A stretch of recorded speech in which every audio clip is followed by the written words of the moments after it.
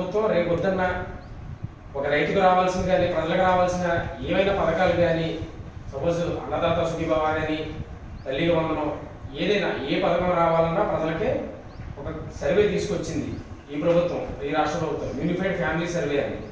ప్రతి ఇంటికి కూడా మా సచివాలయం సిబ్బంది వెళ్ళి ఇంటికి వస్తారు. ఖచ్చితంగా కూడా అందరూ ఆ సర్వేకి సహకరిస్తే రేపొద్దున్న మీకు రావాల్సిన ఇటువంటి లబ్ధి కానీ పథకాలు కానీ అన్నీ కూడా ఈ సర్వేతో సంబంధించి ఉన్నాయి. ఇది ఇప్పుడు ఈ గవర్నమెంట్ కొత్తగా డేటా తీసుకుంటాం.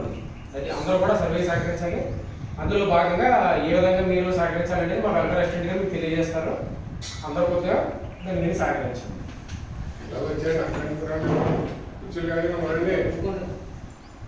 అందరికీ నమస్కారం అండి. గౌరవ సర్పంచ్ గారికి, మరి గ్రామాధ్యక్షులు తెలుగుదేశం పార్టీ గ్రామాధ్యక్షులు వెంకటేశ్వరరావు గారికి, ఎంపీటీసీ గారికి, సెక్రటరీ గారికి, ఇక్కడ వచ్చేసి మీ అందరికీ శుభోదయం అండి.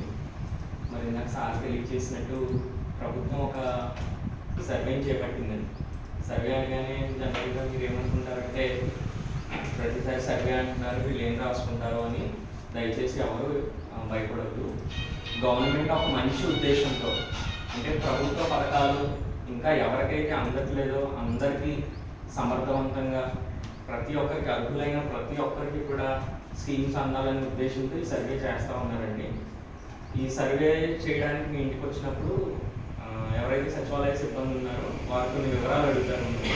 ఆ వివరాలు తెలియజేయడం వల్ల మీకు ఎటువంటి ఇబ్బంది ఉండదండి. ఆధార్ అడిగినా లేకపోతే దానికి మీరు మీ యొక్క డీటెయిల్స్ అడిగినా అది ఎటువంటి ఇబ్బంది ఉండదు. దేనికి లింక్ చేయడం జరగదు. అంటే గవర్నమెంట్ పక్కాగా డేటా తీసుకొని ఎవరైతే సంక్షేమ పథకానికి అర్హులు ఉంటున్నారో వాళ్ళందరినీ కూడా ఆర్టీజీఎస్ లింక్ చేసి దాన్ని సమర్థవంతంగా చేయడానికి, అంటే ఏకీకృత ఫ్యామిలీ సర్వే అని పేరు పెట్టారండి. అంటే ఇంక అన్నిటికీ సంబంధించి ఒకే సర్వే అన్నమాట. ఎవరున్నారు, ఎవరు లేరు, ఎవరు ఎక్కడ ఉన్నారు అనేది ఒక సర్వే ఉంటుంది. దీన్ని బట్టి ఫ్యామిలీ బెనిఫిట్ కార్డు అని ఒక కార్డు ఇస్తారండి. రేషన్ కార్డు కాకుండా ఫ్యామిలీ బెనిఫిట్ కార్డు అని ఒక కార్డు ఇస్తారు. ఆ డేటా అంతా కార్డు నిక్షిప్తమై ఉంటుంది. దాని ప్రకారం మీకు సంక్షేమ పథకాలు అందుతాయి. సాధారణంగా ఏం అడుగుతారంటే ఎంతకాలం నుంచి ఉంటున్నారండి, మీ ఆధార్ కార్డు, తర్వాత ఏం చదువుకున్నారు, మీరు ఏం చేస్తారు. ఇక్కడికి వచ్చేటప్పుడు కొంతమంది ఆలోచిస్తారు ఏం చేస్తారని, కానీ సామాన్యంగా మీరు ఏం చేస్తారో చెప్పేయండి.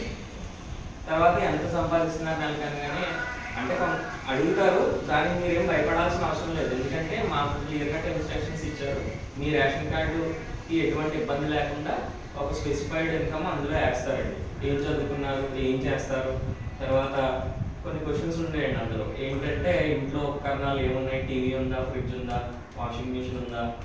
దీనివల్ల ఎటువంటి స్కీమ్స్కి ఏమి ఇబ్బంది ఉండదండి. అంటే ప్రజల యొక్క జీవన స్థాయిని పెంచుతూ ప్రజల యొక్క సౌకర్యాలను తెలుసుకుంటూ గవర్నమెంట్ ఒక సిస్టమేటిక్గా కొంత డేటాను తీసుకుంటుందండి. అది మనకు ఉపయోగమే తప్ప వేరే విధంగా కాదు.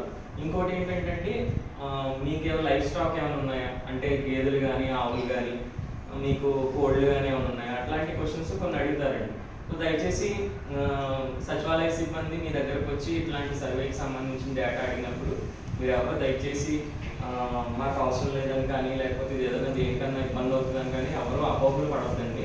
ఎందుకంటే ప్రజల కోసం ఈ ప్రభుత్వం ఉంది. ప్రజలకి ఇంకా ఎప్పుడు ఎంతసేపు ఇంకా సమర్థవంతంగా ప్రతి శుక్రవారం వాట్సాప్ గవర్నెన్స్ అని జరుగుతూ ఉందండి. వాట్సాప్కి హాయ్ అని మెసేజ్ పెడితే స్టేట్ గవర్నమెంట్ నంబర్కి ఆ నంబర్కి హాయ్ అని పెట్టగానే దాంట్లో ఉన్నటువంటి సేవలు మీకు ఓపెన్ అవుతాయండి. అంటే మీరు ఆఫీస్కి కూడా రాకుండా ఇన్కమ్ క్యాస్ట్ అప్లై చేసుకునే విధానం, ఈవెన్ రేషన్ కార్డు కూడా ఆఫీస్కి రాకుండా అప్లై చేసుకునే విధానం ఉంది. ఇది చాలా మంది జనాల్లో పెట్టలేదు. అంటే మీరు మీ పనిని మీరు చేసుకుంటూ ఆఫీసుల చుట్టూ తిరగకుండా సమర్థవంతంగా గవర్నమెంట్ ఇచ్చేటువంటి సేవలు పొందడానికి ఈ సర్వే. సో దయచేసి సచివాలయ సిబ్బంది మీ దగ్గరకు వచ్చినప్పుడు ఆ డేటా ఇస్తే కనుక గవర్నమెంట్ అప్డేట్ అవుతుందండి. దానికి సంబంధించి మీకు కార్డ్స్ వస్తాయి. ఇంకా సమర్థవంతంగా మీకు సేవలు అందించడానికి.